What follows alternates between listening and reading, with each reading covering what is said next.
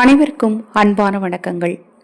நீங்கள் ஒரு வாய்ப்பை தவறவிட்டால் உங்கள் விழிகளை கண்ணீரால் நிரப்பாதீர்கள்.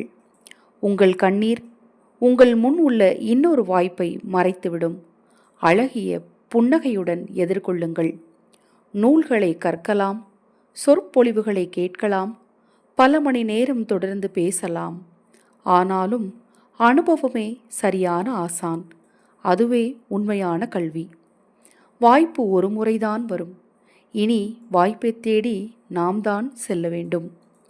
வேலையின் மீது கண் வையுங்கள், கடிகாரத்தின் மீது கண் வைக்காதீர்கள்.